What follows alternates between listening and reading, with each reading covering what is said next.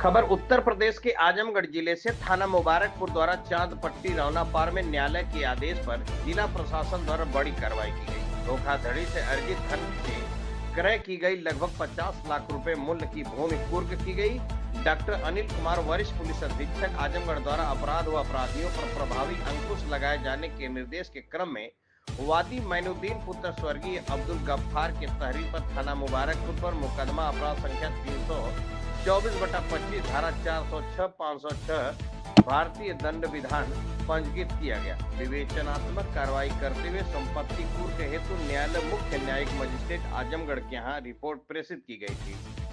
थाना मुबारकपुर जनपद आजमगढ़ के उप निरीक्षक धर्मराज यादव द्वारा प्रस्तुत प्रार्थना पत्र के आधार पर माननीय न्यायालय द्वारा धोखाधड़ी से अर्जित धनराशि से क्रय की गई भूमि को कुर्क किए जाने का आदेश पारित किया गया था। प्रकरण के अनुसार अभियुक्त गण अमान अहमद पुत्र शहवान एवं फरहाना बानो पत्नी अमान अहमद निवासी ग्राम करमैनी थाना बिलरियागंज जनपद आजमगढ़ द्वारा पीड़ित मैनुद्दीन पुत्र स्वर्गीय अब्दुल गफ्फार से धोखाधड़ी करते हुए कुल 36 लाख रुपए प्राप्त किए गए, जिसमें से 16 लाख रुपए आरटीजीएस के माध्यम से एवं शेष धनराशि नगद प्राप्त की गई। धोखाधड़ी से प्राप्त उक्त धनराशि से अभियुक्तों द्वारा दिनांक 4/2/2022 को ग्राम चांदपट्टी परगना व तहसील तगड़ी थाना रौनापार जनपद आजमगढ़ में स्थित निम्न भूमि क्रय की गई। गाटा संख्या 595 से 568 हेक्टेयर, गाटा संख्या 593 से 692 हेक्टेयर, गाटा संख्या 637 से 20 हेक्टेयर, गाटा संख्या 660 से 81 हेक्टेयर, कुल क्षेत्रफल 1361 हेक्टेयर जो कि फरहाना बानो का अंश है।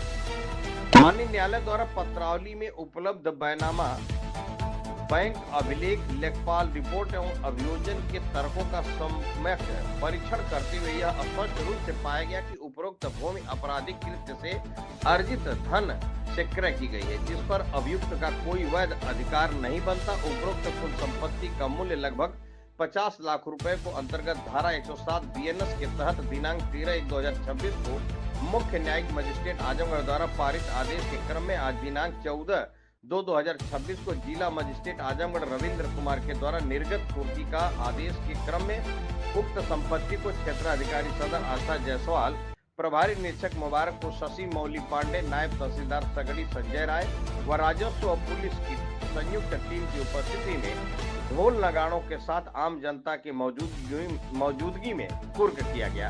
खबर बेधड़क से अशोक चौहान की खास रिपोर्ट। हाँ जी मैडम, आज यहाँ पे क्या कार्रवाई है और क्या मामला है, आप लोग आए हुए हैं? थाना मुबारकपुर के अंतर्गत एक मुकदमा 324/25 पंजीकृत किया गया जो फाइनेंशियल फ्रॉड का था। इसी क्रम में अभियुक्त अमान अहमद और उनकी पत्नी फरहाना बानो इन लोगों ने धोखाधड़ी के तहत 26 लाख रुपए लिया जमीन दिलाने के नाम पे। इसी क्रम में 107 बीएनएस के तहत ये कुर्की कार्रवाई की गई है। इन्होंने इस पैसे का इस्तेमाल किया जमीन को खरीदने में। इसी क्रम में आज उस जमीन की कुर्की की गई है। तो क्या यह मामला जो आज कुर्की की गई है पूरी तरह से फ्रॉड या धोखाधड़ी का था? जी जी जी। तो यह जो संपत्ति है यह किसकी अब हो जाएगी या किसका माना जाएगा? ये अब सरकार की संपत्ति मानी जाएगी और इस संपत्ति पर किसी भी तरीके की कोई भी कृषि कार्य या किसी अन्य तरीके का कोई कार्य नहीं किया जाएगा। ये सरकार की संपत्ति मानी जाएगी। दोषियों के खिलाफ क्या कार्रवाई की जा रही है मैडम? दोषियों के खिलाफ अब इसके बाद चार्जशीट लग के मुकदमे फिर न्यायालय में जाएगा ट्रायल के लिए। कितने लाख की लगभग जमीन कुर्क की जाएगी? इसकी वर्तमान कीमत आज के समय में लगभग 50 लाख के करीब है। मैं संजय राय, नातेदार हरिया। क्या मामला है सर जो यहाँ आप आज आए हुए हैं? जैसा सीओ साहब ने बताया कि ये फ्रॉड का मामला था जी। एक आदमी थाना मुबारकपुर का रहने वाला है जी। उसने पैसा दिया और उस ये जो चांदपट्टी यहाँ का कौन गाँव करमैनी का रहने वाला है जी। उसने क्या किया कि पैसा लिया और जमीन नहीं दिया जी। तो सीएम साहब ने आदेश किया हुआ, उसके तहत हम लोग कुर्की कार्रवाई करें। मेरा नाम अरशद, मेरा घर ग्राम बनकट, थाना मुबारकपुर थाने में रहने वाला हूँ। और हमने जो है क्या मामला है जो आज यहाँ पे कार्रवाई की गई है, क्या है प्रॉपर? ये फ्रॉड किए थे हमारे साथ। अच्छा जी। तो जिसे इनका कौन फ्रॉड किया था, क्या नाम था उनका? अमान अमान और उसकी वाइफ जो है फरजाना नाम है। कहाँ के रहने वाले हैं? ये सर ये करमैनी के रहने वाले हैं। तो क्या मामला था पूरा? मामला ये इनकी जो है ये अपना इनका मकान था आजमगढ़, वो बेच रहे थे। तो मेरी इनसे बात हुई तो मैंने उनको जिससे बात हुई तो मामला डन हो गया। तो मैंने इनको 2 लाख रुपया बयाना दे दिया और बाकी 16 लाख रुपया मैं इनको RTGS किया। बाकी जब इनको ज़रूरत पड़ी 2 लाख 4 लाख करके मुझसे लेते गए वो। टोटल 26 लाख रुपया लिए ये लोग। तो फिर उसके बाद मैंने कहा कि चलो आप मुझको जब रजिस्ट्री करो, तो ना मुझको रजिस्ट्री नहीं कर रहे हैं वो। ये तकरीबन था 21-22 का। और मैंने कहा कि आप मुझको ये रजिस्ट्री करिए। और 4-5 साल में आपने पैसा देने के बाद आपकी रजिस्ट्री नहीं की गई, आपके साथ धोखाधड़ी हुई? हाँ, जब मैं गया फिर मुझको ये लोग बदतमीजी से बात करने लगे। तो मुझे लगा कि ये लोग का नीयत सही नहीं है। तो बाद में पता चला कि ये लोग उसी पैसे से यहाँ चांदपट्टी में अपना जो है लोग जमीन। आज न्यायालय के आदेश के क्रम में जिलाधिकारी के सानिध्य में आदेश में यहाँ पुलिस प्रशासन और रेवेन्यू डिपार्ट के नायब तहसीलदार से लेकर के CO लोग और थाना प्रभारी हैं। क्या यह कार्रवाई जो की जा रही है उससे आप संतुष्ट हैं? मैं एकदम संतुष्ट हूँ जी। संगीता कहाँ के रहने वाली हैं? चांदपट्टी के। यह जमीन किससे खरीदी थी आप? अमान से। अमान से? जी। कितना ली थी जमीन? 1.5 बिस्सा। 1.5 बिस्सा। कितना दिन हुआ खरीदे हुए? सर 2 साल हो गए। हम समूह कार्ड के लिए थे, कर्जा बन नहीं भर पाए, कोई से नाम ही नहीं करवा पाए। अच्छा, नाम नहीं करवा पाई जी थी? नहीं। मैं कैसे कमाता खाता है, मेरे रहने की जगह नहीं है, चेक कर लीजिए मुका तो चलते।